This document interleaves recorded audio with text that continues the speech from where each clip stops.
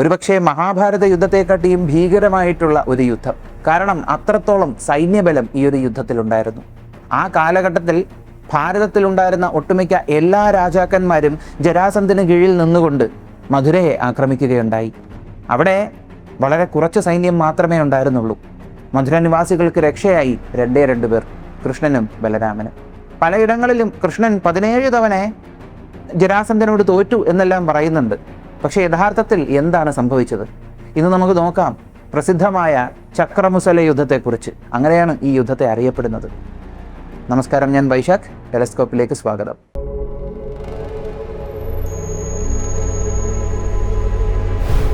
ആ ദിവസം മധുരാപതി വിറകൊള്ളുകയായിരുന്നു. പുരനിവാസികളെല്ലാം ഭൂമിയിലേക്ക് നോക്കിയപ്പോൾ നിലത്ത് കിടക്കുന്ന ഓരോ കല്ലുകളും വിറയ്ക്കുന്നത് അവർ കണ്ടു. അവർ ഒരേ സ്വരത്തിൽ പരസ്പരം ചോദിച്ചു, ഇതെന്താ, ഭൂമി കുലുങ്ങുകയാണോ? എല്ലാവരും രക്ഷയ്ക്കായി പല ദിശകളിലോട്ട് ഓടിത്തുടങ്ങി.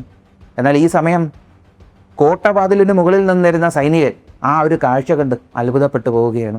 ഭീകരമായ ഒരു സൈന്യം അവരെ ലക്ഷ്യമാക്കി വരുന്നു. ആ സൈന്യമാകട്ടെ ഒന്നും രണ്ടും അല്ല, 23 അക്ഷൗഹിണികൾ ഉണ്ടായിരുന്നു. ഞാൻ ആദ്യം നേരത്തെ ഒരു വീഡിയോയിൽ 21 അക്ഷൗഹിണി എന്നാണ് പറഞ്ഞത്. 21 അക്ഷൗഹിണിയല്ല, 23 അക്ഷൗഹിണി ഉണ്ടായിരുന്നു. ഈ ഒരു കാഴ്ച കണ്ടവിടെ ഉണ്ടായിരുന്ന മറ്റ് സൈനികർ എല്ലാവരും യാദവ വീരന്മാരോട് കാര്യങ്ങൾ അറിയിക്കുവാനായിട്ട് പോയെങ്കിലും ഈ ഒരു സൈനികൻ അവിടെ തന്നെ നിന്നു. 23 അക്ഷൗഹിണി വരുന്ന ഈ ഒരു വലിയ സൈന്യത്തിൽ പല പല രാജ്യങ്ങളുടെ ധ്വജമുണ്ടായിരുന്നു. വിരാട ദേശത്തിൻ്റെ ധ്വജം കണ്ടു. അപ്പോൾ വിരാട രാജനുണ്ടല്ലേ. പാഞ്ചാല ദേശത്തിൻ്റെ ധ്വജം കണ്ടു. അപ്പോൾ ദ്രുപദനും ഉണ്ടല്ലേ. പിന്നെ മറ്റൊരു ദിശയിലേക്ക് നോക്കിയപ്പോൾ അംഗദേശത്തിൻ്റെ ധ്വജം കണ്ടു. അയ്യോ, അംഗരാജനായ കർണനുണ്ടോ? കർണനുണ്ടെങ്കിൽ പിന്നെ പെട്ടെന്ന് തിരിഞ്ഞു നോക്കി, അവിടെ കണ്ടു ഹസ്തിനപുരത്തിൻ്റെ കൊടിയും. അതെ, ദുര്യോധനനും തൻ്റെ സഹോദരന്മാരും ഉണ്ടായിരുന്നു. വീണ്ടും അമ്പരപ്പോടുകൂടി നോക്കിയപ്പോൾ പ്രാഗ്ജ്യോതിഷ നരേശൻ്റെ കൊടി കാണുകയുണ്ടായി. അതെ, ഭഗദത്തനും യുദ്ധത്തിൽ പങ്കെടുക്കുന്നുണ്ട്. വീണ്ടും അയാൾ ആ സൈന്യത്തിൽ നോക്കിയപ്പോൾ മാതൃദേശത്തിൻ്റെ കൊടി കണ്ടു.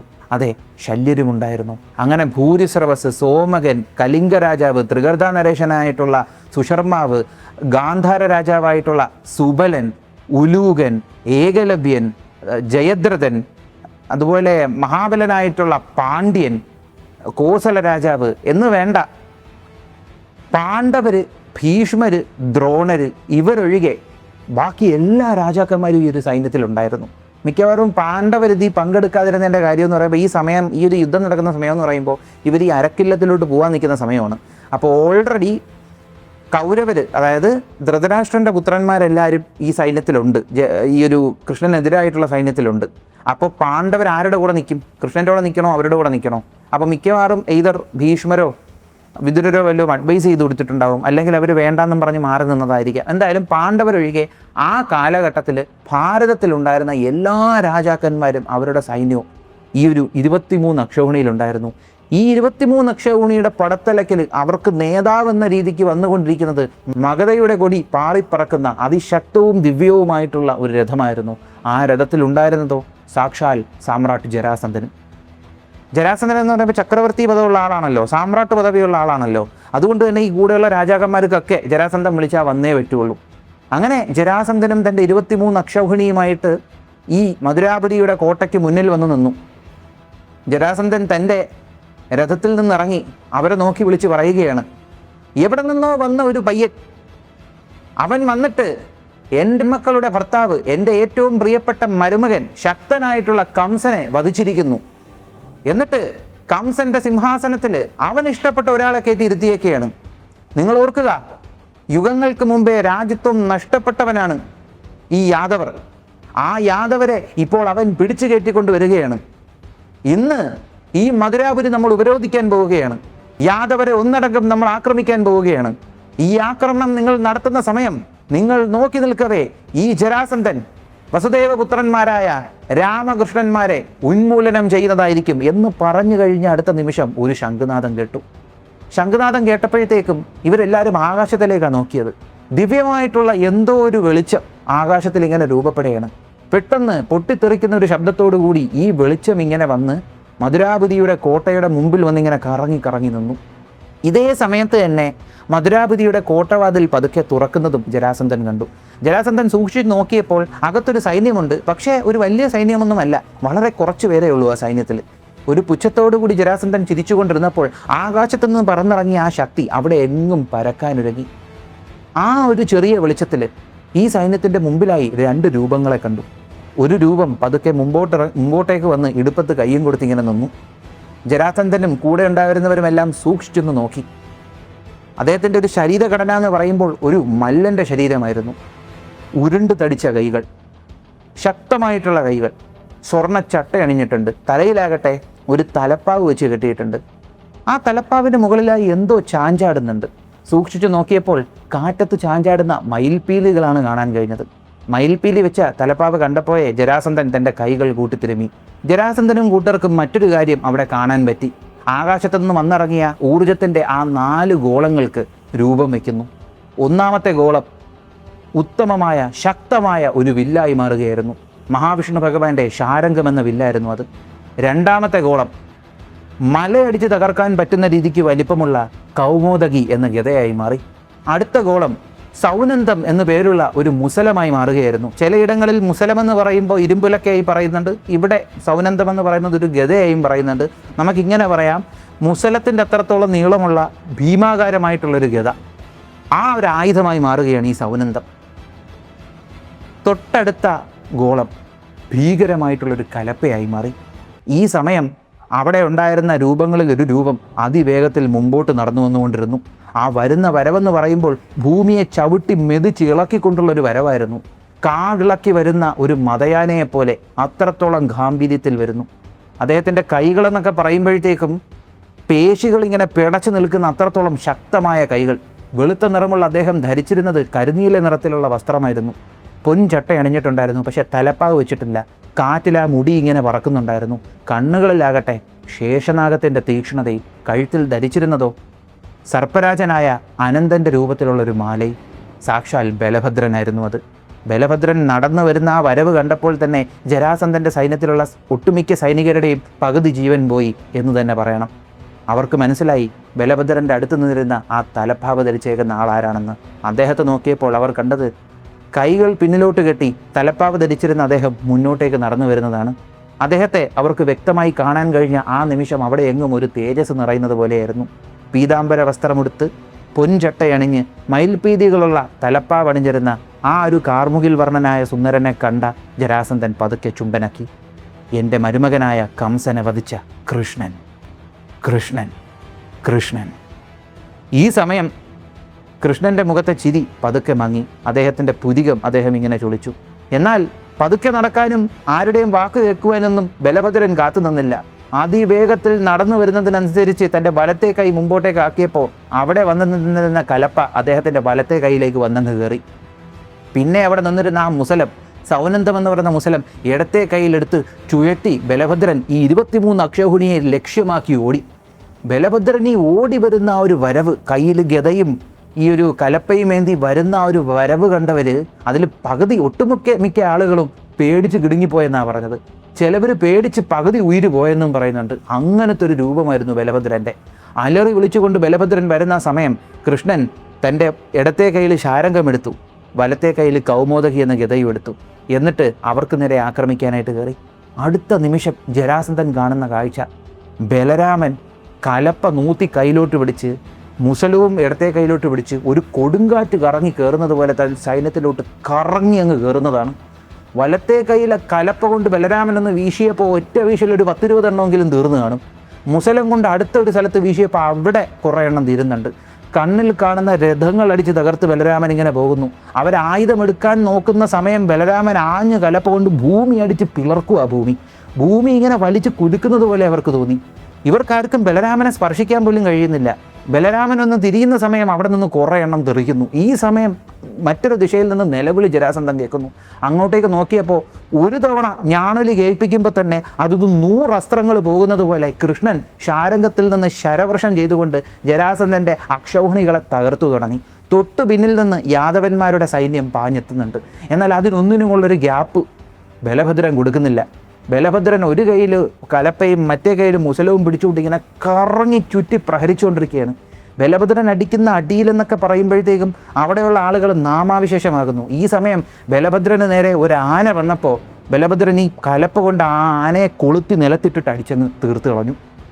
അതുപോലെ വരുന്ന കുതിര സൈന്യത്തിനെയും രഥസൈന്യത്തിനെയും തൻ്റെ കലപ്പ കൊണ്ടും ഈ ഒരു മുസലം കൊണ്ടും ചുറ്റിത്തിരിഞ്ഞ് ബലഭദ്രൻ ഇങ്ങനെ അടിച്ചു നുറുക്കിയിരുന്ന ആ സമയം, ശ്രീകൃഷ്ണസ്വാമി അവിടെ നിന്നുകൊണ്ട് ശരവർഷം ചെയ്തുകൊണ്ടിരിക്കുന്ന സമയം, കൂടെ ഉണ്ടായിരുന്ന ക്ഷത്രിയന്മാർക്ക് ജീവനിൽ കൊതിയായി. ഒരു കൂട്ടം ആളുകൾ ഓടാനായി തുടങ്ങിയ സമയത്ത് ബലഭദ്രൻ ഇവിടെ നിന്ന് ചാടി അതിൻ്റെ നടുക്കോട്ട് ഈ ആയുധവുമായിട്ട് വന്നൊരു നിപ്പങ്ങ് നിന്നു. ആ പ്രഹരത്തിൽ ചുറ്റിനും ഉണ്ടായിരുന്ന കുറേ പേര് തെറിച്ചുപോയി. അങ്ങനെ ഇവർ ഭയന്നോടുന്ന ഈ കാഴ്ച കണ്ട ഉടനെ ജരാസന്ധൻ ഉറക്കെ വിളിച്ചു പറഞ്ഞു, നിങ്ങളൊക്കെ പേടിത്തൊണ്ടന്മാരെ, നീ ഒരു ക്ഷത്രിയരാണോ നിങ്ങളൊക്കെ? ഈ യുദ്ധഭൂമിയിൽ നിന്ന് പേടിച്ചോടുന്ന നിങ്ങൾക്കൊന്നും വീരസ്വർഗം അറിയിക്കുന്ന ആളുകളല്ല.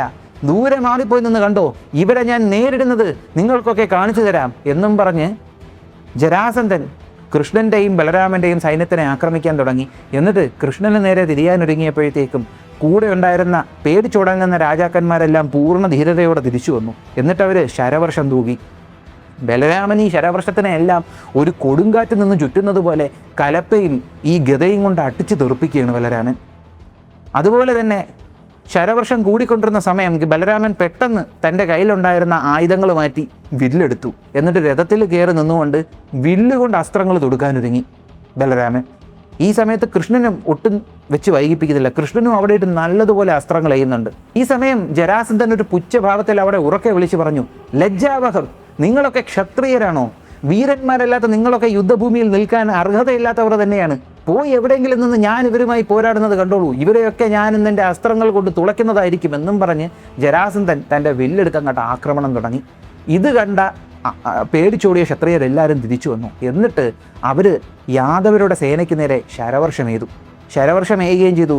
ഗദ, വെൺമഴു, അങ്ങനെ പല ആയുധങ്ങൾ കൊണ്ട് ഇവർ യാദവരെ ആക്രമിക്കാനൊരുങ്ങി. ഈ സമയം ജരാസന്ധൻ തൻ്റെ സേനയിലുള്ള ഓരോ രാജാക്കന്മാർക്ക് നിർദ്ദേശം കൊടുക്കുകയാണ്. നിങ്ങൾ ഇത്ര പേര് വടക്കേ ദിക്കിലെ കവാടം പോയി ആക്രമിക്കൂ, നിങ്ങൾ ഇത്ര പേര് ആ ദിക്കിലെ കവാടം പോയി ആക്രമിക്കൂ, നിങ്ങൾ ഇത്രയും പേര് പടിഞ്ഞാറേ ദിക്കിലുള്ള കവാടം ആക്രമിക്കൂ, ഞാനും എൻ്റെ കൂടെയുള്ള രാജാക്കന്മാരും നമ്മുടെ സൈന്യവുമായി ഇവിടെ നിന്നുകൊണ്ട് ഞാൻ ആക്രമിക്കാം. വസുദേവപുത്രന്മാരെ വെറുതെ വിടുന്നതല്ല എന്ന് പറഞ്ഞു തീർന്ന അടുത്ത നിമിഷം ജരാസന്ധൻ 2 ഞാണലി കേട്ടു. പിന്നെ ജരാസന്ധൻ കാണുന്നത് 5 അസ്ത്രങ്ങൾ വന്ന് ജരാസന്ധൻ്റെ ചട്ടയിലേക്ക് തറച്ചു കയറുന്നതും വേറെ കുറച്ച് അസ്ത്രങ്ങൾ വാഞ്ഞു വന്ന് ജരാസന്ധൻ്റെ കുതിരകളെ വധിക്കുന്നതുമാണ്. ജരാസന്ധൻ അസ്ത്രങ്ങൾ വന്ന ദിശയിലേക്ക് തിരിഞ്ഞു നോക്കിയപ്പോൾ ഗരുഡധ്വജമുള്ള ആ ഒരു രഥം ജരാസന്ധൻ്റെ അടുത്തേക്ക് പാഞ്ഞു വന്നുകൊണ്ടിരിക്കുകയാണ്. ആ രഥത്തിനുള്ളിൽ ശാരംഗത്തിൽ അസ്ത്രം ഇങ്ങനെ വെച്ച് ഓങ്ങിപ്പിടിച്ച് നിൽക്കുന്ന കൃഷ്ണൻ ആ ഞാണ് വിട്ടതും ആ വില്ലിൽ നിന്ന് പാഞ്ഞ അസ്ത്രം പാഞ്ഞു ചെന്ന് ജരാസന്ധൻ്റെ സാരഥിയുടെ ദേഹത്തും തുളച്ചു കയറി. ജരാസന്ധന് നേരെ ക്രോധത്തോടുകൂടി പാഞ്ഞു കയറുന്ന കൃഷ്ണനെ കണ്ടുടനെ തന്നെ ജരാസന്ധൻ പെട്ടുപോയി എന്ന് മനസ്സിലാക്കിയ ഉടനെ തന്നെ ചിത്രസേനൻ അവിടെ പാഞ്ഞെത്തി ജരാസന്ധൻ്റെ മുന്നിലേക്ക് നിന്നു.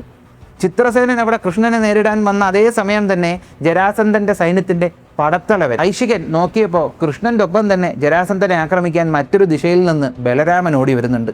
ബലരാമൻ വരുന്ന ഈ ഒരു കാഴ്ച കണ്ടപ്പോൾ കൈശികൻ ബലരാമന് നേരെയും അസ്ത്രമേതു, കൃഷ്ണന് നേരെയും അസ്ത്രമേതു. ദേഷ്യം വന്ന ബലരാമൻ ഉടനെ തന്നെ തൻ്റെ കയ്യിൽ ശക്തമായൊരു വില്ലെടുത്തിട്ട് ഒരൊറ്റ അസ്ത്രം കൈശികൻ്റെ വില്ലിൻ്റെ നേരെ അയച്ചു. പിന്നെ കൈശികൻ കാണുന്നത് ആ വില്ലൊടിഞ്ഞ് 2 കഷ്ണമാവുന്നതാണ്. എന്നിട്ട് ബലരാമൻ അവിടെ ഉണ്ടായിരുന്ന സൈന്യത്തിനെ ചുറ്റിനും അസ്ത്രങ്ങൾ ഇതങ്ങോട്ട് മുട്ടിക്കാനൊരുങ്ങുകയാണ്.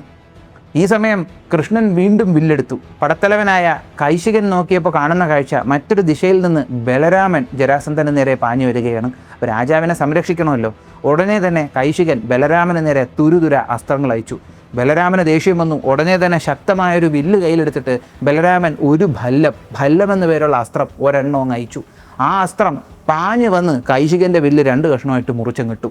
എന്നിട്ട് ബലരാമൻ ചുറ്റിനുമുള്ള ജരാസന്ധൻ്റെ സൈന്യത്തിനെ ശരവർഷം ചൊരിഞ്ഞ് തകർത്തു എന്നാണ് പറയുന്നത്. ഒരു ദയാദാക്ഷിണ്യമില്ലാതെ ജരാസന്ധൻ്റെ സൈന്യത്തിനെ ബലരാമൻ മുടിച്ചു തുടങ്ങി. ഈ സമയം ഉടനെ തന്നെ കൈശികൻ അടുത്ത വില്ലെടുത്ത് കുലകെട്ടി.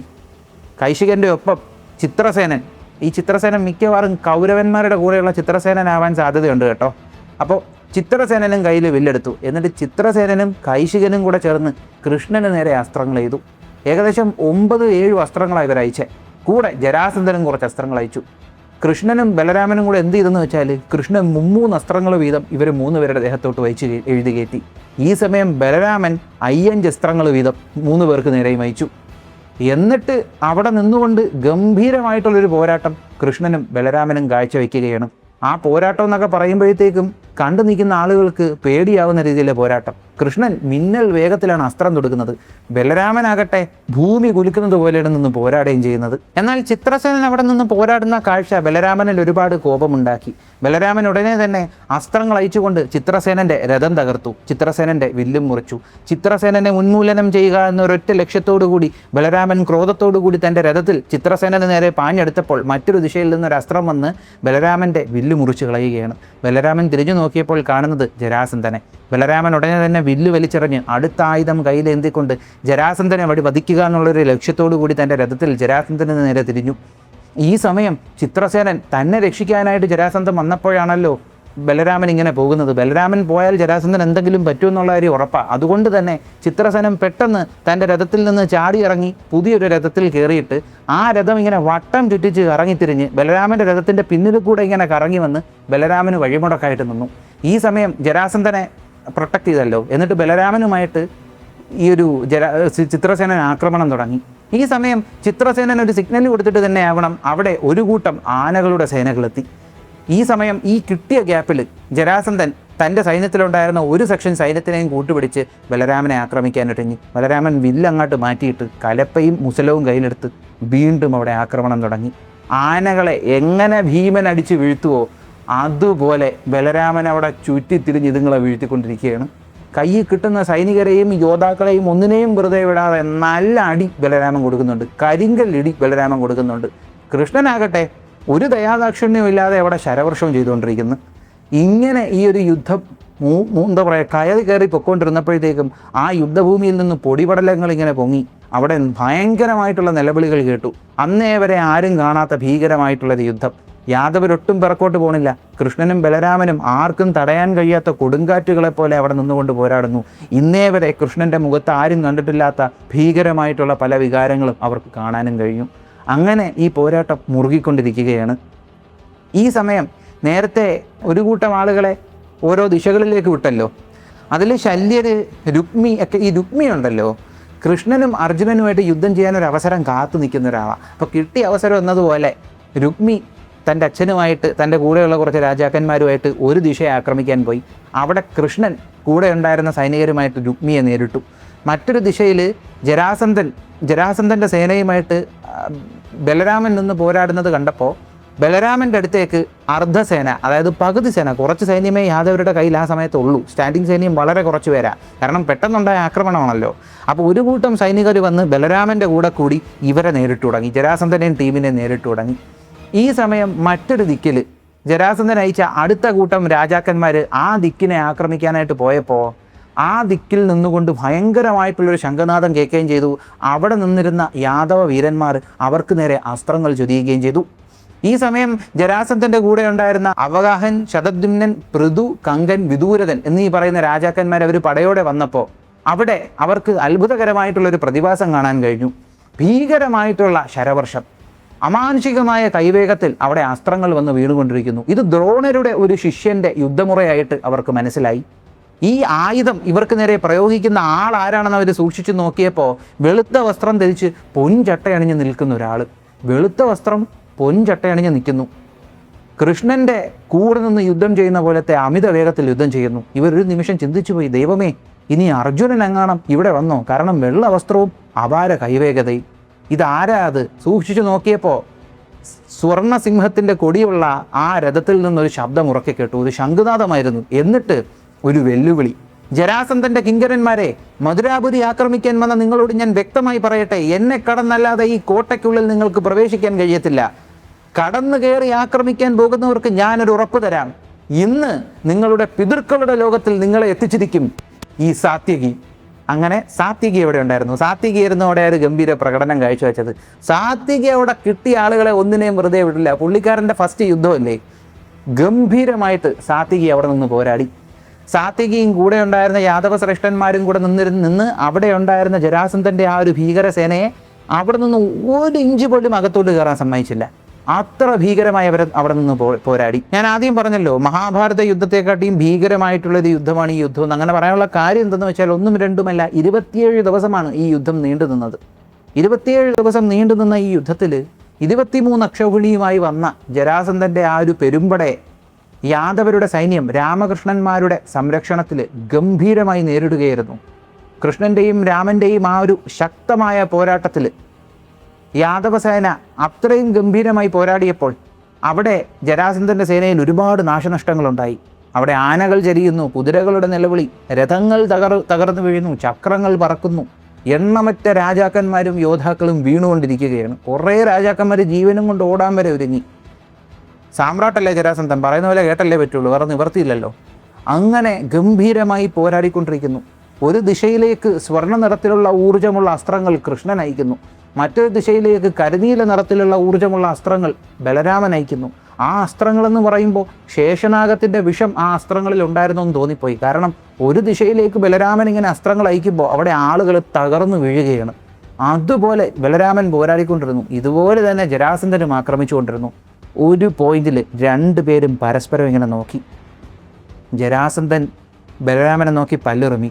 ബലരാമൻ കോപത്തിൽ അങ്ങ് വിറച്ചു, ഉറക്കെ അലറി. ജരാസന്ധനും അലറി. രണ്ടുപേരും രഥം അങ്ങോട്ടും ഇങ്ങോട്ടും തിരിച്ച് പരസ്പരം ആക്രമിക്കാൻ ഒരുങ്ങി. അങ്ങനെ അസ്ത്രങ്ങൾ അങ്ങോട്ട് എയ്ത് കയറ്റി ജരാസന്ധന് നേരെ ജരാസന്ധൻ ബലരാമന് നേരെയും അസ്ത്രങ്ങൾ എയ്ത് കയറ്റി. അങ്ങനെ ഇവരുടെ അസ്ത്രങ്ങൾ തീർന്നു. ഇവരുടെ ആയുധങ്ങൾ തീർന്നപ്പോഴത്തേക്കും രണ്ടുപേരും ക്രോധത്തോടെ അലറി ആ രഥത്തിൽ നിന്ന് ഗദയുമെടുത്ത് ചാടി നിലത്തോട്ടിറങ്ങി. എന്നിട്ട് ഇവർ ഓടി വന്ന് ഗദ കൊണ്ട് പരസ്പരം ഇങ്ങനെ മുട്ടിച്ച ശബ്ദം, ബലരാമൻ്റെ ശബ്ദത്തിൽ നിന്ന് ഇടിമുഴങ്ങുന്ന ശബ്ദമുണ്ടായി. ജരാസന്ധൻ്റെ ഗദയിൽ നിന്ന് മല തകരുന്ന ശബ്ദമുണ്ടായി. ആ ശബ്ദത്തിൽ ചുറ്റിനും ഇങ്ങനെ ഒരു ഷോക്ക് വേവ് ഇങ്ങനെ ഉണ്ടായപ്പോൾ ചുറ്റിനും ഉണ്ടായിരുന്ന സൈന്യങ്ങൾ പേടിച്ച് പിന്നിലോട്ട് പോയി. അവർ യുദ്ധം നിർത്തിവെച്ചിട്ട് ജരാസന്ധൻ്റെയും ബലരാമൻ്റെയും ഈ ഒരു യുദ്ധം കണ്ടു. ശക്തിയുടെ പ്രയോഗം. അങ്ങോട്ടും ഇങ്ങോട്ടും ഗദ കൊണ്ട് മാരകമായി പ്രഹരിച്ചുകൊണ്ടിരിക്കുകയാണ്. ബലരാമൻ ഈ ഗദ ചുഴറ്റുന്ന വേഗത ജരാസന്ധൻ അത്ഭുതമായിപ്പോയി. കാരണം ഒരുമാതിരി കമ്പെടുത്ത് ചുഴറ്റും പോലെ ആ ഒരു വലിയ ഗദയെടുത്ത് ബലരാമൻ ചുഴറ്റിക്കൊണ്ടിരിക്കുകയാണ്. ജരാസന്ധനാകട്ടെ അതിവിദഗ്ധമായി ശക്തമായി ബലരാമനെയും പ്രഹരിക്കുന്നുണ്ട്. പക്ഷെ ബലരാമൻ ഒന്നും ഏൽക്കുന്നില്ല. ബലരാമൻ തിരിച്ച് ജരാസന്ധനിട്ട് നല്ല ചാർത്തുന്നുണ്ട്. അങ്ങനെ പരസ്പരം കാള കൊമ്പ് കോർക്കുന്നത് പോലെ, ആനകൾ വന്ന് കൂട്ടിയിടിക്കുന്നത് പോലെ ഇവരുടെ ഗദകൾ ഇങ്ങനെ പരസ്പരം ഇടിച്ചു കൊരുത്തി ഇങ്ങനെ ചുറ്റി തിരിഞ്ഞുകൊണ്ടിരിക്കുകയാണ്. ഇതിനിടയിൽ ജരാസന്ധൻ ബലരാമന് നേരെ തൻ്റെ ഗദയെടുത്തെറിഞ്ഞു. അത് ബലരാമൻ ഒഴിഞ്ഞു മാറിയെങ്കിലും ബലരാമന് വലിയ എഫക്റ്റ് ഒന്നും ഉണ്ടായില്ല. ബലരാമൻ അലറി വിളിച്ചുകൊണ്ട് ജരാസന്ധൻ്റെ നേരെ വീണ്ടും ഗദയെടുത്ത് ചെന്നപ്പോൾ ജരാസന്ധൻ അടുത്ത ഗദയെടുത്ത് ബലരാമനുമായി പോരാടി. അങ്ങനെ ഒരുപാട് നേരം ഈ പോരാട്ടം നീണ്ടു നിന്നു. ഈ സമയം കൃഷ്ണൻ അവിടെ ചുറ്റി നടന്ന് ആക്രമിക്കുകയാണ്. സാത്വിക്ക് തൻ്റെ മുന്നിൽ വന്ന് ഒറ്റ ഒരെണ്ണത്തിനെയും വെറുതെ വിടുന്നില്ല. അങ്ങനെ അവിടെ ആക്രമണം നടക്കുന്നു. ബലരാമനും ഈ ഒരു ജരാസന്ധനും പോരാടി അവസാനം രണ്ടുപേരും തളർന്നിട്ട് ഗദ നിലത്തിങ്ങനെ കുത്തിപ്പിടിച്ച് രണ്ടുപേരും നിന്ന് ഇങ്ങനെ ഏങ്ങിക്കൊണ്ടിരിക്കവേ വീണ്ടും പരസ്പരം ഇവരുടെ കണ്ണുകൾ ഉടക്കി അലറി വിളിച്ചുകൊണ്ട് വീണ്ടും ഇവർ മുന്നോട്ടേക്ക് വന്നു. ഗദ കൊണ്ടടിച്ച് ജരാസന്ധൻ ബലരാമനെ പ്രഹരിച്ചു. ബലരാമൻ തിരിച്ചു പ്രഹരിച്ചു. ഇതിൻ്റെ ഇടയിൽ രണ്ടുപേരും ഒന്ന് പിന്നോട്ടേക്ക് വീണ്ടും പോയി. ബലരാമൻ അങ്ങോട്ട് ദേഷ്യം വന്നിട്ട് ഗദ വലിച്ചങ്ങ് എറിഞ്ഞിട്ട് കയ്യിൽ തൻ്റെ ഹലോ ഇങ്ങെടുത്തു. ഹലോ എന്ന് പറയുമ്പോൾ കലപ്പ കയ്യിലെടുത്ത് എന്നിട്ട് അതും ചുഴറ്റിക്കൊണ്ട് ബലരാമൻ ജരാസന്ധൻ്റെ നേരെ വരുന്ന കാഴ്ച കണ്ടപ്പോൾ ജരാസന്ധൻ്റെ പകുതി ഉയിര് സ്വർഗത്തിലെത്തി. കാരണം അങ്ങനെയാണ് ഈ പുള്ളിക്കാരൻ പാഞ്ഞു വന്നത്. അങ്ങനെ ജരാസന്ധനെ തീർക്കുക എന്നൊരൊറ്റ ലക്ഷ്യത്തോടു കൂടി ബലരാമൻ പാഞ്ഞു വന്നപ്പോൾ അവിടെ ഒരു അശരീരി ഉണ്ടായി. ബലരാമ, ജരാസന്ധൻ നിന്റെ കൈകൊണ്ട് വധ്യനല്ല, എന്നാൽ അവൻ്റെ അന്ത്യം സുനിശ്ചിതമാണ്. അവൻ്റെ മരണം ഉറപ്പുവരുത്തുവാനായി മറ്റൊരു പ്രത്യേക സാഹചര്യവും ഒരു പ്രത്യേക രീതിയും കാലചക്രം മുന്നേ കണ്ടുവച്ചിട്ടുണ്ട്. അതുകൊണ്ട് ഞാൻ പറയുന്നത് ശ്രദ്ധിച്ചു കേട്ടാലും ജരാസന്ധൻ്റെ മരണം ഉറപ്പാണ്. ഇത് കേട്ടപ്പോൾ ബലരാമൻ ചിരിച്ചുകൊണ്ട് തൻ്റെ ആയുധം ചുഴറ്റി മറ്റൊരു ദിശയിലേക്ക് പോയി. അതായത് ആ ശരീരം പറഞ്ഞതിൻ്റെ അർത്ഥം അതാണ്, ജരാസന്ധനെ തട്ടാനുള്ളവനൊരു സ്ഥലത്ത് പ്രോട്ടീൻ മേടിച്ച് കയറ്റി വെയിറ്റ് എടുത്തുകൊണ്ടിരിപ്പുണ്ടെന്ന്. ഭീമൻ പുള്ളിക്കാരനാണ് തീർക്കാനുള്ളത്, പുള്ളിക്കാരൻ്റെ കോട്ടയാണത്. അപ്പോൾ ബലരാമൻ ചിരിച്ചുകൊണ്ട് തൻ്റെ ആയുധം ചുഴറ്റി മറ്റൊരു ദിശയിലേക്ക് പോയി. എന്നാൽ ഇവിടെ ജരാസന്ധൻ്റെ നെഞ്ചൊന്ന് പിടച്ചു. കാരണം ജരാസന്ധൻ്റെ മരണം ഉറപ്പാണെന്നാണല്ലോ അശരീരി പറഞ്ഞത്.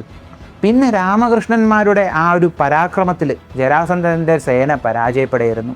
സൂര്യാസ്തമയത്തോടുകൂടി ജരാസന്ധൻ പരാജയപ്പെട്ട് തൻ്റെ സേനയുമായിട്ട് പിന്നോട്ടേക്ക് പോയി.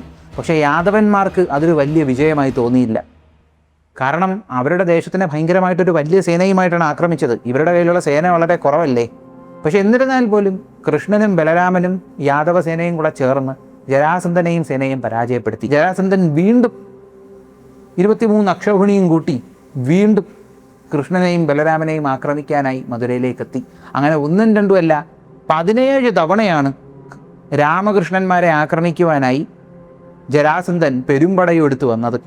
ഈ 17 തവണയും രാമൻ്റെ കരബലത്തിലും കൃഷ്ണൻ്റെ അസ്ത്രപ്രയോഗത്തിലും ശക്തിക്കും മുന്നിൽ അവർ ജരാസന്ധൻ്റെ സേന പരാജയപ്പെട്ട് പിന്നോട്ടോടുകയായിരുന്നു. അങ്ങനെ 17 തവണ ആക്രമിച്ചു.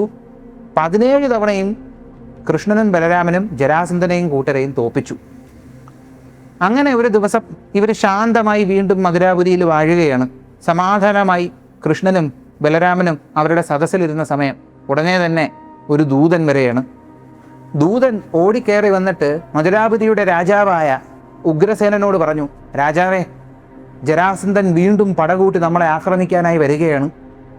ഇത് കേട്ടുടനെ തന്നെ ബലരാമനും കൃഷ്ണനും തങ്ങളുടെ ഇരിപ്പിടത്തിൽ നിന്ന് ചാടി എണീച്ച് തങ്ങളുടെ കച്ച ഒന്നുകൂടെ മുറുക്കി കെട്ടി. വീണ്ടും അവർ യുദ്ധത്തിന് സജ്ജനാകുന്നത് കണ്ടുടനെ തന്നെ ആ സഭയിലുണ്ടായിരുന്ന ബുദ്ധിമാനായ വിഗദ്രു അദ്ദേഹം പറഞ്ഞു, മോനെ ഗോവിന്ദ, ഞാൻ പറയുന്നത് നീ ഒന്ന് ശ്രദ്ധിച്ചു കേട്ടാലും എന്നും പറഞ്ഞ് യാദവരുടെ ചരിത്രം മുഴുവനും അങ്ങ് പറഞ്ഞു കൊടുത്തു. എന്നിട്ട് പറഞ്ഞു, കൃഷ്ണ, നീ ബുദ്ധിമാനാണ്. നമ്മളെല്ലാവരും നിൻ്റെ ബുദ്ധിക്ക് കീഴിൽ സംരക്ഷിക്കപ്പെടുന്ന ആളുകളാണ്. അതുകൊണ്ട് നിന്നോട് ഞാൻ പറയുന്ന ഈ കാര്യം കൂടെ നീ ഒന്ന് ശ്രദ്ധിച്ചു കേട്ടാലും, നമ്മുടെ ഈ ഒരു മധുരാപുരി ഒരുപാട് തുടരെയുള്ള ആക്രമണത്തിൽ നമ്മുടെ മധുരാപുരിക്ക് ഒരുപാട് കേടുപാടുകൾ വന്നിരിക്കുകയാണ്. കോട്ടമതിലുകളുടെയൊക്കെ അവസ്ഥ കണ്ടോ?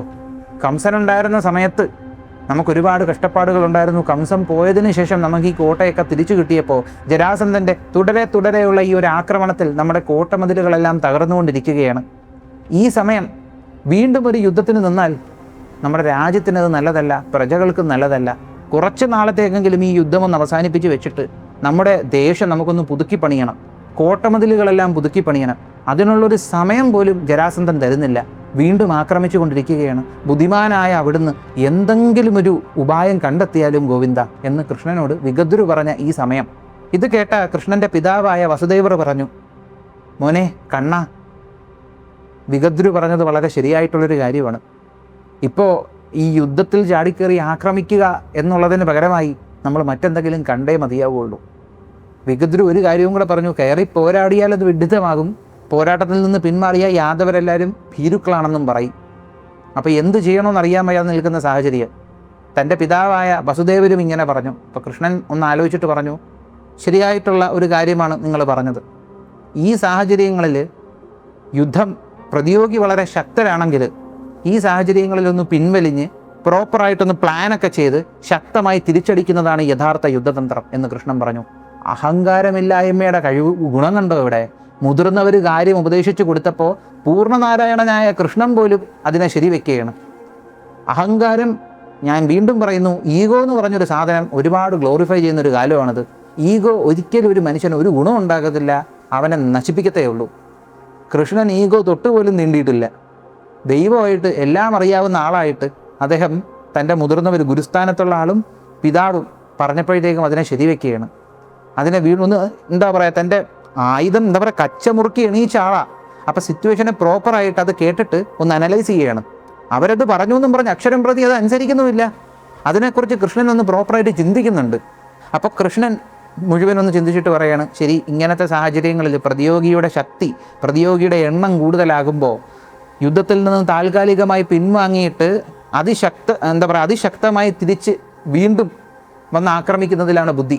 അതുകൊണ്ട് ഞാനൊരു കാര്യം ചെയ്യാം, യാദവരെല്ലാവരും പേടിത്തൊണ്ടന്മാർ യുദ്ധത്തിൽ നിന്ന് ഓടിപ്പോയ ആളുകളൊന്നും ചീത്തപ്പേര് കേൾക്കണ്ട, ഞാനങ്ങ് സഹിച്ചോളാം. ഞാനും എൻ്റെ ചേട്ടൻ ബലരാമനും കൂടെ ഇവിടെ നിന്ന് തൽക്കാലത്തേക്കൊന്ന് മാറി നിൽക്കുകയാണ്. അപ്പം നമ്മൾ പോകുന്നത് അറിയുന്ന ജരാസന്ധൻ മധുരാപുരി ആക്രമിക്കുന്നതിന് പകരമായി തൻ്റെ പടയും കൂട്ടി നമ്മൾ പോകുന്ന വഴി തേടിപ്പിടിച്ച് നമ്മളെ ആക്രമിക്കാനും ഉന്മൂലനം ചെയ്യാനായിട്ടും നമ്മളെ പിന്തുടർന്ന് വന്നോളും. ഈ സമയം കൊണ്ട് മധുരാപുരി നിങ്ങൾക്ക് പുതുക്കി പണിയെ എന്ത് വേണേലും ചെയ്യാം. ജരാസന്ധൻ്റെ ആക്രമണത്തിൽ നിന്ന് നിങ്ങളെ രക്ഷിക്കാൻ എനിക്കിത് തന്നെ ധാരാളം. എനിക്കെൻ്റെ ജനങ്ങളും എൻ്റെ മുതിർന്നവരുമാണ് വലുത് എന്ന് കൃഷ്ണൻ പറഞ്ഞിട്ട് കൃഷ്ണനും ബലഭദ്രനും അവരുടെ വസ്ത്രങ്ങളും അലങ്കാരങ്ങളുമെല്ലാം ഊരി സഞ്ചിയിലേക്കാക്കി രഹസ്യ വസ്ത്രങ്ങൾ ധരിച്ച്, സാധാരണക്കാരുടെ വസ്ത്രങ്ങൾ ധരിച്ച് അവിടെ നിന്ന് ആരും അറിയാതെ യാത്ര തിരിച്ചു. അവർ പല ദിശകളിൽ സഞ്ചരിച്ചു. കാടുകളിൽ വസിച്ചു, മലകളിൽ വസിച്ചു, പല സ്ഥലങ്ങളിലേക്കും യാത്ര ചെയ്തു, പല കാര്യങ്ങൾ കണ്ടു. അങ്ങനെ ഇവർ യാത്ര ചെയ്തുകൊണ്ടിരിക്കുകയാണ്.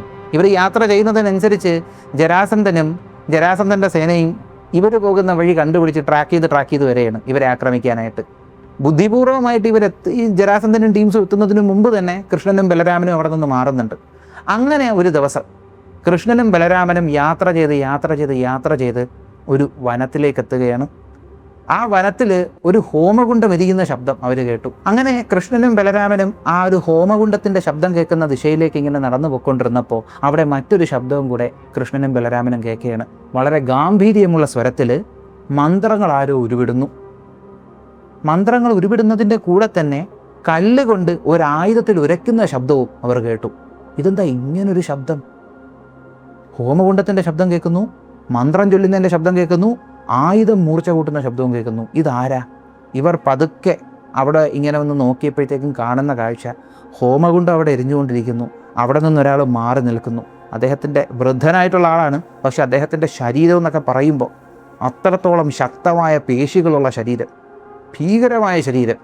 അദ്ദേഹം ഒരു വെള്ള വസ്ത്രം ധരിച്ചിട്ടുണ്ടായിരുന്നു, ദേഹത്ത് മാൻതോലും ചുറ്റിയിട്ടുണ്ടായിരുന്നു. അദ്ദേഹത്തിൻ്റെ കയ്യിലാകട്ടെ ഭീകരമായിട്ടുള്ളൊരു മഴു, ഒരു കോടാലി. ആ മഴു അദ്ദേഹം ഇങ്ങനെ മൂർച്ച കൂട്ടിക്കൊണ്ടാണ് ഈ മന്ത്രം ചൊല്ലിക്കൊണ്ടിരിക്കുന്നത്. എന്താണ്? ഇതം ബ്രഹ്മം ഇതം ക്ഷാത്രം. ക്ഷാത്രവീര്യമുള്ള ആ ബ്രാഹ്മണൻ, കയ്യിൽ പരശുവുമേന്തി നിൽക്കുന്ന ക്ഷാത്രവീര്യമുള്ള ആ ബ്രാഹ്മണനെ കണ്ടപ്പോൾ ബലരാമനും ശ്രീകൃഷ്ണസ്വാമിക്കും മനസ്സിലായി അത് സാക്ഷാൽ ഭഗവാൻ പരശുരാമനാണെന്ന്. അങ്ങനെ ബലരാമനും ശ്രീകൃഷ്ണസ്വാമിയും പരശുരാമൻ്റെ അടുത്ത് പോയി അദ്ദേഹത്തിൻ്റെ അനുഗ്രഹം മേടിച്ചു.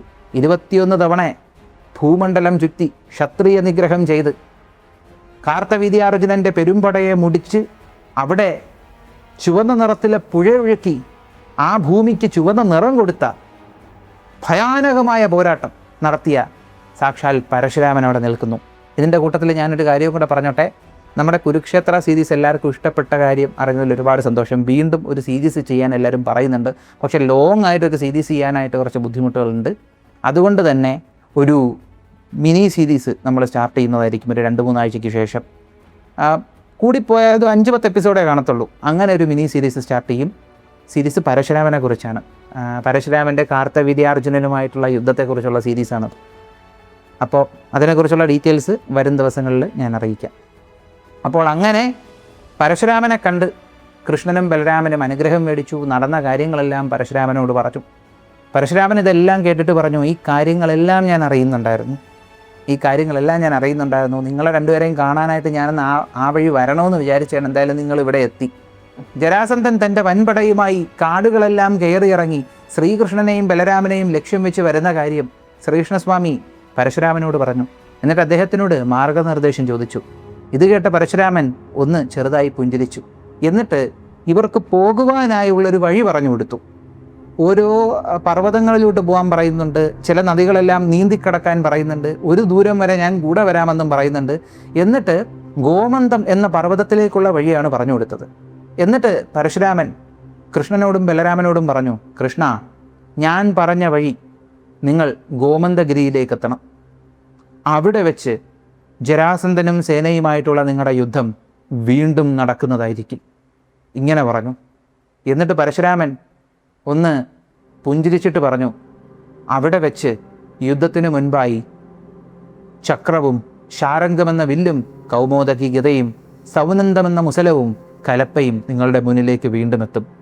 വൈഷ്ണവമായിട്ടുള്ള ആയുധങ്ങളാണ്. ആ ആയുധങ്ങൾ നിങ്ങളെ എന്തുമ്പോൾ സാക്ഷാൽ നാരായണൻ അവരുടെ മുന്നിൽ നിൽക്കുന്നതായി അവർക്ക് തോന്നും. എന്തെന്നാൽ അവിടെ വന്നു ചേർന്നേക്കുന്ന രാജാക്കന്മാരെല്ലാം നിങ്ങളുടെ കൈകൊണ്ട് തീരാനായി വിധിക്കപ്പെട്ടവരാണ്. എന്നിട്ട് പരശുരാമൻ ആ ഭൂമി മുഴുവനും ഒന്ന് നോക്കി. എന്നിട്ട് പറഞ്ഞു, ദുഷ്ടന്മാരായ ക്ഷത്രിയന്മാരാൽ ഈ ഭൂമിയുടെ ഭാരം ഇപ്പോൾ കൂടിയേക്കുകയാണ്. ഭൂമിക്ക് ഭാരമായ ക്ഷത്രിയന്മാരെ ഉന്മൂലനം ചെയ്യുന്ന നിന്റെ ആദ്യത്തെ യുദ്ധമായിരിക്കും കൃഷ്ണ ഇത്. ഇതൊരു തുടക്കം മാത്രം. ഭീകരമായ ഈ യുദ്ധത്തെ ഭാവിയിൽ ചക്രസൗനന്ദം എന്ന പേരിൽ അറിയപ്പെടും. തെല്ലും ചിന്തിക്കാതെ, തെല്ലും സംശയിക്കാതെ ഈ യുദ്ധത്തിൽ പോരാടുക. യുദ്ധത്തിൽ പോരാടുന്നതിന് മുൻപ് നിന്റെ ധ്വജമടയാളമായ, നിന്റെ വാഹനമായ ഗരുഡനെ സ്മരിച്ചു വിളിക്കുക എന്ന് പറഞ്ഞു.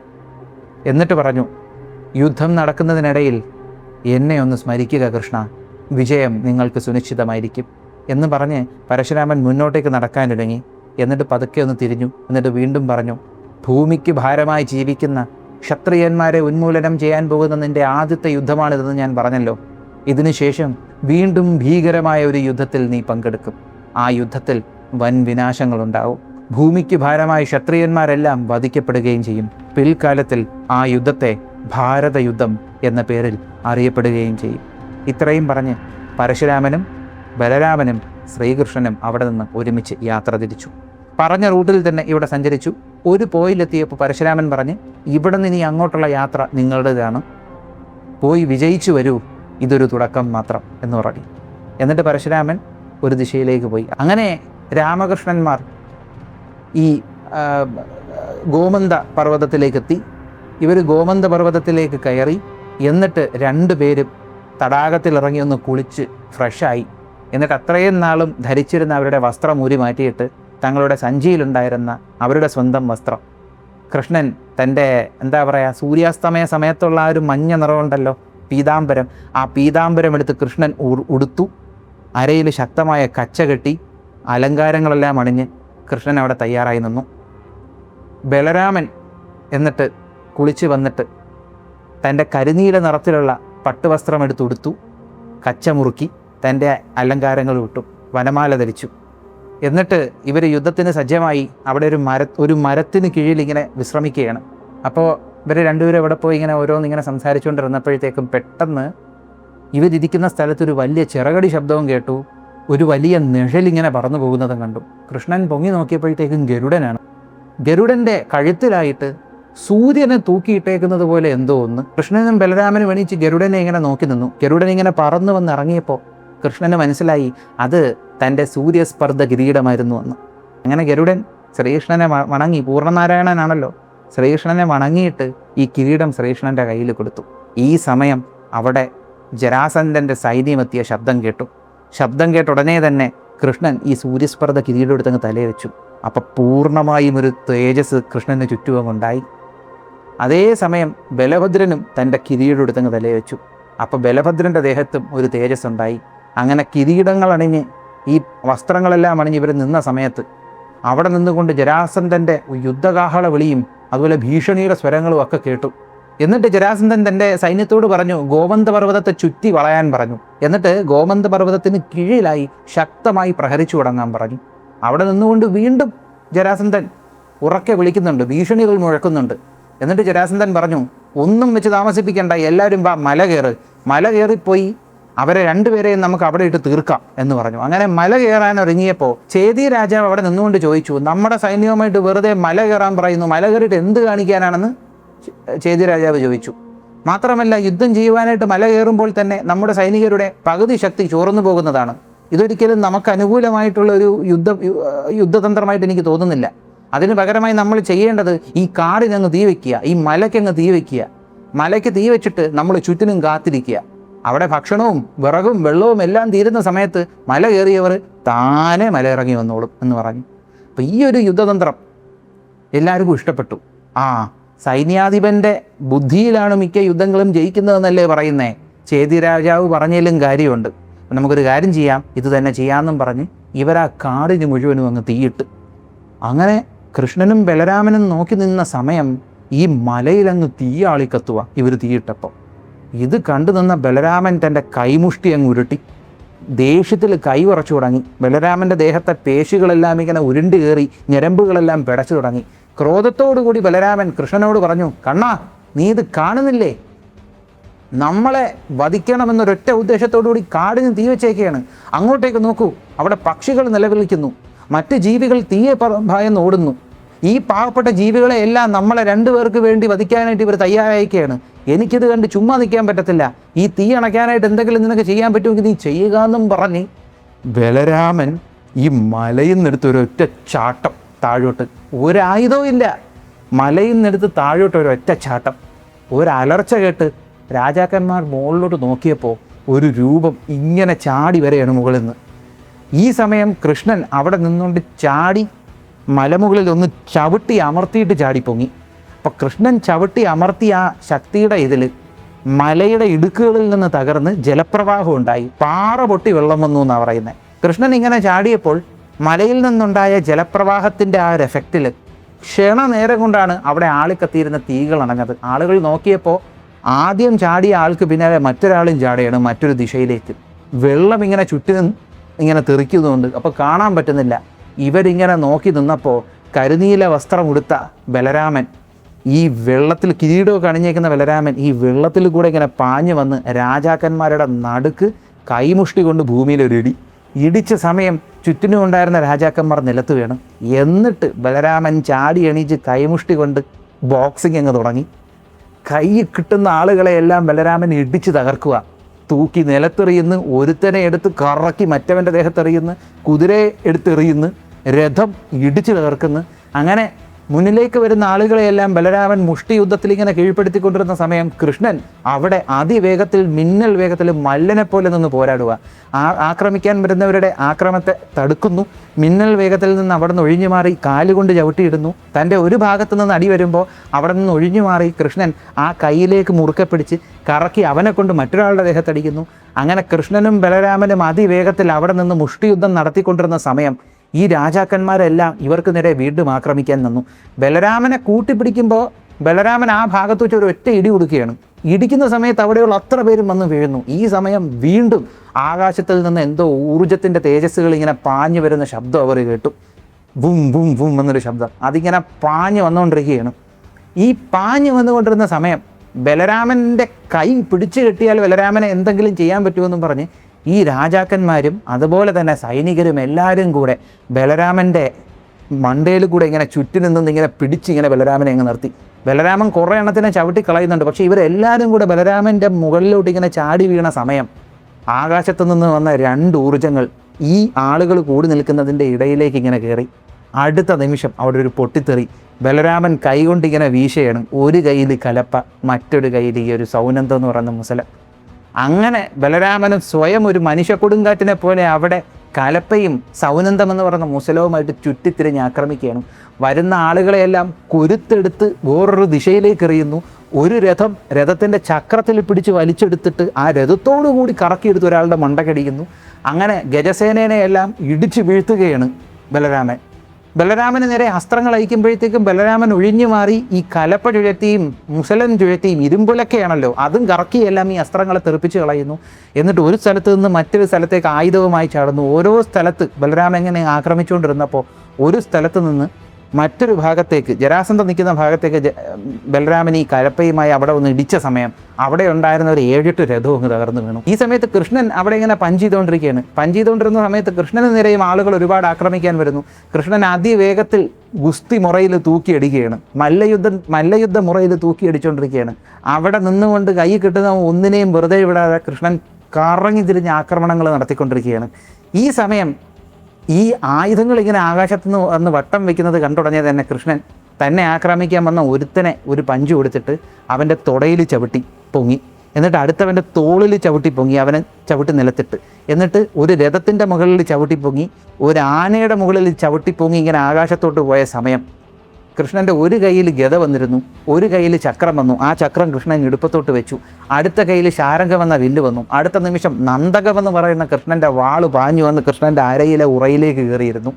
എന്നിട്ട് കൃഷ്ണൻ കറങ്ങിത്തിരിഞ്ഞ് മുകളിലോട്ട് പോയ സമയത്ത് കൃഷ്ണൻ്റെ മുതുകത്ത് ഒരു ആവനാഴി പ്രത്യക്ഷപ്പെട്ടു. ആ ആവനാഴി നിറച്ച അമ്പുകളുമായി പാഞ്ഞ് കൃഷ്ണൻ ഭൂമിയിലോട്ട് വന്നപ്പോൾ വലത്തേ കയ്യിൽ പിടിച്ചേക്കുന്ന ഗദ കൊണ്ട് ഭൂമിയിൽ ആഞ്ഞൊരൊറ്റ അടി. ആ അടിയിൽ അവിടെ ഉണ്ടായിരുന്ന ആളുകൾ തെറിച്ചങ്ങ് പോയി. എന്നിട്ട് കൃഷ്ണൻ തൻ്റെ ശാരംഗം എന്ന് പറയുന്ന വില്ലിങ്ങനെ ദേഹത്തൂടെ ഇങ്ങനെ ഇട്ടിട്ട് ദേഹത്തിങ്ങനെ ഉറപ്പിച്ച് പിടിച്ചിട്ട് വലത്തേ കയ്യിൽ നിന്ന് ഗദ ഇടത്തേ കയ്യിലോട്ടെടുത്തു. എന്നിട്ട് അരയിൽ നിന്ന് ഉടവാൾ ഉരിയെടുത്ത് എന്നിട്ട് കൃഷ്ണൻ തൻ്റെ ഒരു കയ്യിൽ നന്ദകമെന്ന ഉടവാളുമേന്തി മറ്റൊരു കയ്യിൽ കൗമോദകി എന്ന ഗദ എടുത്തുകൊണ്ട് തന്നെ ആക്രമിക്കാൻ വരുന്നവരോട് ഒരു ദയാദാക്ഷിണ്യവുമില്ലാതെ അവരെ തിരിച്ചു കയറി ആക്രമിക്കുകയാണ്. ഒരു ഭാഗത്തു നിന്ന് ഒരു കൂട്ടം ആളുകൾ ആക്രമിക്കാൻ വരുമ്പോൾ അവരുടെ ആക്രമണത്തെ ഗദ കൊണ്ട് തടഞ്ഞ് വാളുകൊണ്ട് അവരെ വെട്ടുവീഴ്ത്തി. മറ്റൊരു ഭാഗത്തേക്ക് കൃഷ്ണൻ തൻ്റെ ഗദ കൊണ്ട് ആഞ്ഞടിച്ചപ്പോൾ അവിടെ ഉണ്ടായിരുന്ന ആളുകൾ ആ ഒരു എഫക്റ്റിൽ തെറിച്ചുപോയി. എന്നിട്ട് കൃഷ്ണൻ തന്നെ ആക്രമിക്കാൻ വരുന്ന ആളുകളുടെ കൂട്ടത്തിലേക്ക് തൻ്റെ ഉടവാളെടുത്തെറിഞ്ഞ് ഭൂമിയിൽ നിന്ന് ചാടിപ്പൊങ്ങി അരയിൽ നിന്ന് ചക്രം എടുത്തിട്ട് മറ്റൊരു ദിശയിലേക്ക് വലിച്ചെറിഞ്ഞു. ഈ ചക്രം കറങ്ങിപ്പോയി കുറേ എണ്ണത്തിനെ അങ്ങ് തീർത്ത്. രഥങ്ങൾക്കിടയിൽ കൂടെ സുദർശന ചക്രം ഇങ്ങനെ കയറി പോകുന്നതിനനുസരിച്ച് രഥങ്ങൾക്ക് വിസ്ഫോടനം ഉണ്ടാവുകയാണ്, പൊട്ടിത്തെറിക്കുകയാണ്. സുദർശന ചക്രം ഇങ്ങനെ കറങ്ങി എല്ലാ എണ്ണത്തിനെയും തീർക്കുന്നു. ഈ സമയം നിലത്തേക്കിറങ്ങിയ കൃഷ്ണൻ ഒരു ഭാഗത്തു നിന്നും തന്നെ ആക്രമിക്കാൻ വരുന്ന ആളുകളെ അടിച്ച് തൻ്റെ വാള് പോയ സ്ഥലത്തേക്ക് അടിച്ചിടുകയാണ്. അവരവിടെ ചെന്ന് വീണപ്പോൾ അവിടെ വീണ വാള് തിരിച്ച് കൃഷ്ണൻ്റെ കയ്യിലേക്ക് വരുന്നു. അങ്ങനെ കൃഷ്ണൻ വീണ്ടും തൻ്റെ ഗദ കൊണ്ട് ചുറ്റിച്ച് ആക്രമിക്കാൻ വരുന്നവരെ പ്രതിരോധിച്ചു കൊണ്ടിരിക്കുന്നു. വീണ്ടും ചക്രം വരുന്നത് മനസ്സിലാക്കിയ കൃഷ്ണൻ ഗദ കൊണ്ട് മറ്റൊരു ദിശയിലേക്ക് എറിഞ്ഞിട്ട് ചാടി ആ ചക്രം എടുത്ത് മറ്റൊരു ദിശയിലേക്ക് കറക്കി എറിഞ്ഞു. എന്നിട്ട് തിരിച്ചു വന്ന് വീണ്ടും ഗദ കയ്യിലെടുത്തുകൊണ്ട് പോരാടിക്കൊണ്ടിരിക്കുന്നു. വീണ്ടും ചക്രം വന്നപ്പോൾ കൃഷ്ണൻ ചാടി എണീച്ച് ഈ വാളുകൊണ്ട് ചക്രത്തിൻ്റെ ദിശ മാറ്റി അങ്ങ് വിട്ടു. അങ്ങനെ അന്നവിടെ യുദ്ധം ചെയ്തത് കൃഷ്ണനാണോ നരസിംഹമാണോ എന്നറിയാൻ പറ്റാതെ ആ രീതിക്ക് കൃഷ്ണൻ്റെ യുദ്ധം. ആളുകൾക്ക് അസ്ത്രം ചെയ്യാൻ പറ്റുന്നില്ല, അത്ര വേഗത. അസ്ത്രം ചെയ്യാൻ ഓങ്ങുന്നവരുടെ എല്ലാം ദേഹത്തേക്ക് സുദർശനം ഓടിക്കയറുകയാണ്. അവിടെ ഈ സമയത്ത് ഒരാൾ കലപ്പയോങ്ങി ഞാഞ്ഞ് ഭൂമിയിലടിക്കുന്നു. എന്നിട്ട് കലപ്പ കൊണ്ട് രഥങ്ങളിൽ കുരുത്ത് രഥം മറ്റ് ദിശയിലേക്ക് വലിച്ചെറിയുന്നു. അങ്ങനെ ഭയാനകമായ പോരാട്ടം ബലരാമനും കാഴ്ചവെക്കുകയാണ്. ഇതിനിടയിൽ കൃഷ്ണൻ ഉറക്കെ ചോദിക്കുകയാണ്, ശൂരന്മാരെ, രഥസേനയും കുതിരസേനയും ഗജസേനയുമായി എത്തിയ നിങ്ങൾ എന്തുകൊണ്ടിപ്പോൾ പിന്നോട്ട് പോകുന്നു? നിങ്ങൾക്ക് കാണാൻ കഴിയുന്നില്ലേ? ഞാനും എൻ്റെ ജ്യേഷ്ഠനും യുദ്ധഭൂമിയിൽ നിലത്ത് നിന്നുകൊണ്ടാണ് പോരാടുന്നത്. എന്തേ ആക്രമിക്കാനുള്ള ധൈര്യം ചോർന്നു പോയോ? എവിടെ പോയി നിങ്ങളുടെ നേതാവായ ജരാസന്ധൻ? എന്തേ ഇപ്പം മുന്നിൽ കയറി ആക്രമിക്കാതെ നിങ്ങളെ കൊണ്ട് എതിർക്കുന്നു? പേടിയായോ? ഇപ്പോൾ മനസ്സിലായോ കഴിഞ്ഞ യുദ്ധത്തിലൊക്കെ ഞാൻ നിങ്ങളെ എൻ്റെ കയ്യൂക്ക് കൊണ്ട് സംരക്ഷിക്കുകയായിരുന്നെന്ന്? ഇല്ലെങ്കിൽ ആ യുദ്ധത്തിൽ വെച്ച് തന്നെ നിങ്ങളെ ഉന്മൂലനം ചെയ്യാൻ എനിക്കും എൻ്റെ ജ്യേഷ്ഠനും സാധിക്കുമായിരുന്നു. ഇപ്പം എവിടെ പോയി നിങ്ങളുടെ ധൈര്യം എന്നും പറഞ്ഞുകൊണ്ട് യുദ്ധകാഹളം മുഴക്കി, ശംഖും മുഴക്കി കൃഷ്ണൻ അവിടെ നിന്നുകൊണ്ട് ഭയാനകമായൊരു യുദ്ധം, ആരും കാണാത്ത രീതിയിലുള്ള യുദ്ധം. കൃഷ്ണൻ ഒരു നിമിഷം അവിടെ നിൽക്കുന്നില്ല, പാഞ്ഞു കയറി ആക്രമിക്കുകയാണ്. അങ്ങനെ പോരാടിക്കൊണ്ടിരുന്ന സമയം ഒരു രാജാവ്, ദരദൻ എന്ന പേരുള്ള രാജാവ് കൃഷ്ണൻ ഈ പറഞ്ഞത് കേട്ടിട്ട് അങ്ങോട്ട് ഭയങ്കരമായിട്ട് ദേഷ്യമൊക്കെ കയറിയിട്ട് ബലരാമനെ വിളിച്ച്, മണ്ടൻ, വല്ല ആവശ്യം ഉണ്ടായിരുന്ന കയ്യിൽ കലപ്പയെടുത്ത് യുദ്ധഭൂമിയിൽ കൈ കിട്ടുന്ന ആളുകളെയെല്ലാം പച്ച മലയാളത്തിൽ പറഞ്ഞാൽ വാരി പറക്കിയിട്ട് അടിച്ചുകൊണ്ടിരിക്കുന്ന ബലരാമനെ, ബലരാമ വരൂ എന്നും പറഞ്ഞ് ബലരാമനുമായിട്ട് ആക്രമിക്കാനായിട്ട് പോയി. ബലരാമൻ ഒരുപാട് ആഗ്രഹത്തോടെ വരെയല്ലേ, നിരാശപ്പെടുത്തി വിടുന്നില്ല എന്നും പറഞ്ഞ് അയാളുമായി പോരാടാൻ നിന്നു. പോരാട്ടം തുടങ്ങി കുറച്ചു നേരം കഴിഞ്ഞ ഉടനെ ബലരാമൻ വലത്തെ കയ്യിൽ പിടിച്ചേക്കുന്ന കലപ്പ കൊണ്ട് ആ രാജാവിനെ ചുറ്റി ഇങ്ങനെ പിടിച്ചു. എന്നിട്ട് രാജാവിൻ്റെ ദേഹത്ത് ചാടിക്കേറി ഗദ കൊണ്ടിട്ടുണ്ടല്ലോ, രാജാവിൻ്റെ തലയിലൊരു അടി കൊടുത്തെന്നാണ് പറഞ്ഞേ. ആ കൊടുത്ത വീക്കിൽ ആമ തല അകത്തോട്ട് വലിക്കുന്നത് പോലെ ആ രാജാവിൻ്റെ തല അകത്തോട്ട് കയറിപ്പോയി. ഇങ്ങനെയാണ് എഴുതി വെച്ചേക്കുന്നത്. അത് കിട്ടി അയാൾ വീണത് കണ്ടുടനെ അയാളുടെ സൈന്യം വേണ്ട, എന്താ രക്ഷപ്പെട്ട ഉயிருണ്ടെങ്കിൽ പിച്ച എടുത്തെങ്കിലും ജീവിക്കാമെന്ന് പറഞ്ഞ് കുറേ എണ്ണം അവിടെ നിന്ന് ഓടി. ഇങ്ങനെ ഇവർ പോരാടിക്കൊണ്ടിരുന്നപ്പോഴത്തേക്കും ജരാസന്ധൻ വീണ്ടും പറയാണ്, പേടിച്ചോടുന്നോ ഭീരുക്കളെ, ഞാൻ പോരാടുന്നത് കണ്ടുകൊള്ളുക. എൻ്റെ ശക്തി കൊണ്ട് ഇവരെ രണ്ടുപേരെയും ഞാൻ നേരിടും. കുറച്ച് പേര് ഞാൻ അയാൾ നേരിട്ടോ, നമ്മൾ പോണ് എന്നും പറഞ്ഞ് അപ്പോഴും കുറേ പേര് ഓടി. എന്നിരുന്നാൽ പോലും ജരാസന്ധൻ പറഞ്ഞത് കേട്ടിട്ട് വീണ്ടും രാജാക്കന്മാർ ആക്രമിക്കാനായിട്ട് വന്നു. കൃഷ്ണൻ തൻ്റെ ആയുധം മാറ്റി ശാരംഗം എടുത്തിട്ട് തുരുതുര അവിടെ ശരവർഷം ചെയ്തു തുടങ്ങി, ചക്രവും പ്രയോഗിച്ചു തുടങ്ങി. ഈ സമയം വീണ്ടും ജരാസന്ധൻ ബലരാമനുമായിട്ട് ആക്രമിക്കാനായിട്ട് പാഞ്ഞു കയറി വരികയാണ്. ബലരാമനെ ആക്രമിക്കാൻ പാഞ്ഞു കയറി വരികയാണ്. ജരാസന്ധൻ ബലരാമനോട് എതിർക്കുവാനായി ആയുധവും എടുത്തുകൊണ്ട് ബലരാമനുമായി പോരാടാൻ വന്നു. രണ്ടുപേരും ഗദയെടുത്ത് പോരാട്ടം തുടങ്ങി. പോരാട്ടത്തിൽ രണ്ടുപേരും പിന്നോട്ട് പോകുന്നില്ല. ബലരാമൻ ഈ ഗദ ചുഴറ്റുന്ന വേഗത ജരാസന്ധൻ അത്ഭുതം ഉണ്ടാക്കി. അങ്ങനെ ബലരാമൻ്റെ ഗദാപ്രയോഗത്തിൽ ജരാസന്ധനും നല്ലത് കിട്ടുന്നുണ്ട്, ജരാസന്ധനും ബലരാമനെ പ്രഹരിക്കുന്നുണ്ട്. പക്ഷേ ആ ഒരു പോരാട്ടത്തിൻ്റെ ശബ്ദം 10 ദിക്കുകളും മുഴങ്ങിക്കേട്ടു എന്നാണ് പറഞ്ഞത്. ആകാശമണ്ഡലങ്ങളിൽ ദേവതകളൊക്കെ വന്നു ആ പോരാട്ടം കാണാൻ. പക്ഷേ ഒരു പോയിൻ്റ് എത്തിയപ്പോൾ ബലരാമൻ്റെ ദേഷ്യം അങ്ങ് കയറി വന്ന സമയത്ത് വീണ്ടും അശരീരി ഉണ്ടായി. ബലരാമ, ജരാസന്ധൻ നിന്റെ കൈകൊണ്ട് വധ്യനല്ല, പക്ഷേ ഓർക്കുക, അവൻ്റെ അന്ത്യം സുനിശ്ചിതമാണ്. അതിന് നിയോഗിക്കപ്പെട്ട ഒരുവനുണ്ട്. അവൻ്റെ കൈകൊണ്ട് കൃത്യസമയത്ത് ജരാസന്ധൻ്റെ മരണം സുനിശ്ചിതമാണ് എന്ന് പറഞ്ഞു. ഇത് കേട്ടുടനെ വീണ്ടും ബലരാമൻ ക്രോധത്തോടുകൂടി അവിടെ നിന്ന് പിന്നോട്ട് പോയി. ബലരാമനും കൃഷ്ണനും കടന്നു കയറി ആക്രമണം ചെയ്തുകൊണ്ടിരുന്ന സമയം ജരാസന്ധനും കൂട്ടുകാർക്കും പിടിച്ചിരിക്കാൻ പറ്റില്ല. ഇനി നിന്ന പോക്ക് കേസായിരിക്കും എന്നും പറഞ്ഞ് 18ാമത്തെ തവണയും രാമകൃഷ്ണന്മാരുടെ അടുത്ത് നിന്ന് ജരാസന്ധൻ തൻ്റെ വൻപടയുമായി രക്ഷപ്പെട്ട് ഓടുകയാണ് ചെയ്തത്. ഇങ്ങനെ രക്ഷപ്പെട്ട് ഓടുന്ന സമയം കൃഷ്ണനും ജരാസന്ധനും ഒന്നിനെയും വെറുതെ വിട്ടില്ല. അടുത്ത് കിട്ടുന്നതിനെയൊക്കെ നല്ല വീക്ക് വെച്ചു കൊടുത്തു. അങ്ങനെ പോകുന്ന സമയത്ത് ഒരു ആൾ മാത്രം അവിടെ നിന്നു തൻ്റെ സൈന്യവുമായിട്ട്. ചേതി രാജാവായിരുന്നു അത്, അതായത് ശിശുപാലൻ്റെ ഫാദർ ചേതി രാജാവായിരുന്നു അത്. ചേതി രാജാവ് പറഞ്ഞു, എടോ യദുനന്ദന, ഞാൻ നിൻ്റെ അച്ചമ്പങ്ങളുടെ ഭർത്താവാണ്, അതായത് അമ്മായിയുടെ ഭർത്താവാണ്, ഞാൻ നിൻ്റെ അമ്മാവനാണ്. ഞാൻ എൻ്റെ സൈന്യവുമായി നിൻ്റെ കൂടെ കൂടാൻ ആഗ്രഹിക്കുന്നു, നിന്നെ പിന്തുണയ്ക്കാൻ ആഗ്രഹിക്കുന്നു. ആ ജരാസന്ധനോട് ഞാൻ അപ്പോഴേ പറഞ്ഞതാണ് നിങ്ങളുമായി യുദ്ധം ചെയ്യാൻ നിൽക്കേണ്ടെന്ന്. പക്ഷേ പറഞ്ഞത് കേട്ടില്ല. നിവർത്തികേടുകൊണ്ട് യുദ്ധം ചെയ്യേണ്ടി വന്നതാണ്. ഈ പുള്ളിക്കാരനാണ് നേരത്തെ തീ കത്തിക്കാൻ പറഞ്ഞത്. ഇപ്പം എന്തിങ്ങനെ പറയുന്നതെന്ന് അറിഞ്ഞുകൂടാ. നേരത്തെ യുദ്ധം ജയിക്കാൻ വേണ്ടി പറഞ്ഞതായിരിക്കും.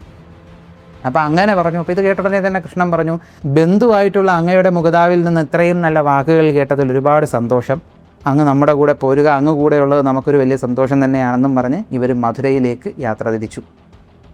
അപ്പോൾ ഇതാണ് കൃഷ്ണജരാസന്ധ യുദ്ധം, അല്ലെങ്കിൽ ചക്രമുസല യുദ്ധം എന്ന് പ്രശസ്തി ആർജിച്ച കൃഷ്ണജരാസന്ധ യുദ്ധം. ഇത് ഗംഭീരമായിട്ടുള്ളൊരു യുദ്ധമായിരുന്നു. അതായത് 2 പേര് നിന്ന് പോരാടി. പക്ഷേ അവർ പോരാടിയത് 23 അക്ഷോഹിണിയുമായിട്ടാണ്.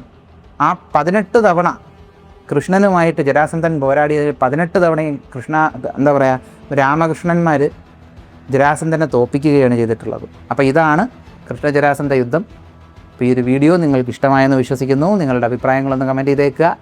നമ്മുടെ ചാനലിലേക്ക് നിങ്ങൾ ആദ്യമായിട്ടാണ് വരുന്നതെങ്കിലും സബ്സ്ക്രൈബ് ചെയ്തേക്കുക. നമ്മുടെ ചാനലിലെ കണ്ടൻറ്റുകൾ നിങ്ങൾക്ക് ഇഷ്ടപ്പെടുന്നുണ്ടെങ്കിൽ നിങ്ങളുടെ ബന്ധുമിത്രാദികൾക്കും പറ്റുമെങ്കിൽ ശത്രുക്കൾക്കും ഒന്ന് അയച്ചു കൊടുക്കുക. മറ്റൊരു വീഡിയോയിൽ മറ്റൊരു കണ്ടൻറ്റുമായി കാണുന്നത് വരെ